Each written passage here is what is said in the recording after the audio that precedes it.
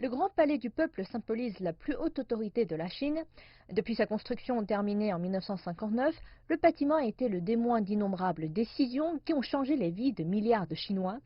De nombreux événements diplomatiques significatifs y sont également déroulés en tant qu'une structure construite pour marquer le 10e anniversaire de la fondation de la République populaire de Chine.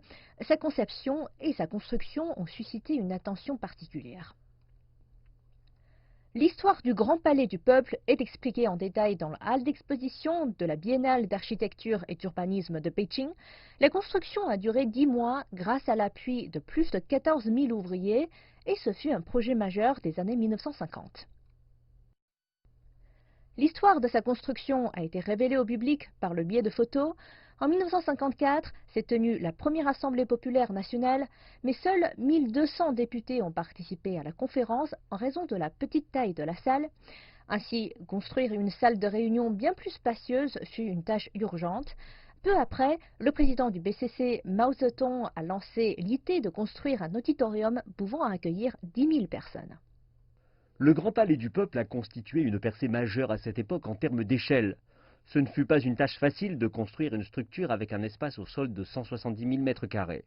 Un autre élément important fut l'intérieur du bâtiment, avec un si grand auditorium pouvant accueillir 10 000 personnes. Il n'y a aucun auditorium aussi grand dans le monde aujourd'hui. Le Grand Palais du Peuple représente le plus haut niveau architectural, mais aussi en termes d'acoustique, d'éclairage et de son.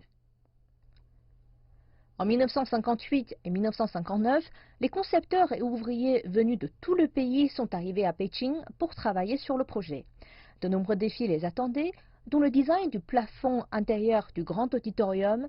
Au final, la proposition du Premier ministre de l'époque, Zhou Enlai, fut adoptée. Il a avancé le concept d'eau et de ciel fusionnant en une même couleur. La conception la plus magnifique de l'auditorium est le plafond. Nous pouvons y voir des éléments d'étoiles pentaculaires, de tournesols et d'eau qui ondulent.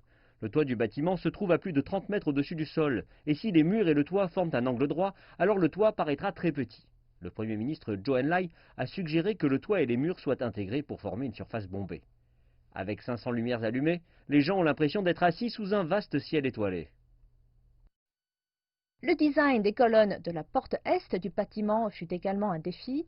À cette époque, quand la construction fut terminée, le concepteur Peng Zhen a décidé que l'espace entre le milieu de deux colonnes devrait être plus large que le reste selon la tradition architecturale chinoise. Il a insisté pour enlever les piliers de béton hauts de 23 mètres. La structure centrale en béton était inamovible. Les ouvriers ont donc essayé de retirer la surface décorative située sur le côté. Chaque colonne mesure plus de 2 mètres. Après avoir enlevé la surface extérieure, la distance entre les colonnes du milieu est devenue plus grande que le reste.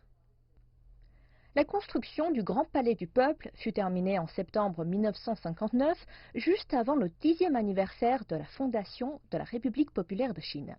Et bien que 6 décennies se sont écoulées, l'architecture continue d'apparaître immensément puissante et solennelle sur la partie ouest de la place Tiananmen.